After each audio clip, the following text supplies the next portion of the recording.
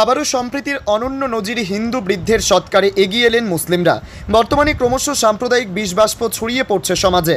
হামেশাই ধর্ম নিয়ে বিদ্বেষ হানাহানির খবর মিলছে, কিন্তু এর মধ্যেই সাম্প্রদায়িক সম্প্রীতির এক অনন্য নজির ধরা পড়ল মালদায়। মালদার কালিয়াচক ৩ নম্বর ব্লকের পারদেওনাপুর শোভাপুর অঞ্চলের হজরত হাজিপাড়া গ্রামে এক হিন্দু বৃদ্ধের সৎকারে এগিয়ে এলেন গ্রামের মুসলিম সমাজের মানুষ।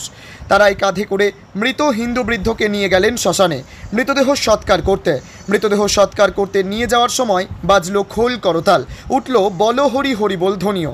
জানা গেছে কালিয়াচক ৩ নম্বর ব্লকের পারদেওনাপুর শোভাপুর অঞ্চলের হজরত হাজিপাড়া গ্রাম মূলত মুসলিম অধ্যুষিত। ওই গ্রামেই রয়েছে একমাত্র এই হিন্দু রবিদাস পরিবার। সেই পরিবারের প্রবীণ সদস্য লক্ষ্মী রবিদাস বৃহস্পতিবার সকালে ৮০ বছর বয়সে হঠাৎ করেই প্রয়াত হন। তাই তার সৎকারে এগিয়ে আসেন গ্রামের মুসলিম সমাজের মানুষ। তারাই মৃতদেহ শ্মশানে নিয়ে যাওয়ার জন্য বাঁশের মাচা বাঁধেন। সেই মাচাতেই বৃদ্ধ লক্ষ্মী রবিদাসের মরদেহ তুলে শ্মশানে নিয়ে গিয়ে সৎকার করেন, যাকে কেন্দ্র করে হিন্দু মুসলিম সম্প্রীতির এক অনন্য নজির ধরা পড়ে তা বলাই বাহুল্য।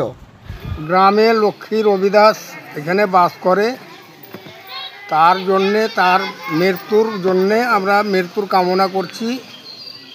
তার এখানে আমাদের সমাজের মধ্যে এখানে বাস করে, তার সৎ কাজ করার জন্য। কতদিন থেকে বসবাস করতো এখানে? বসবাস ৩০-৩৫ বছর থেকে এখানে বসবাস করে। তার সৎ কাজ করার জন্যে আমরা সহযোগিতা সবাই করছি, গ্রামবাসী আমরা সহযোগিতা করছি।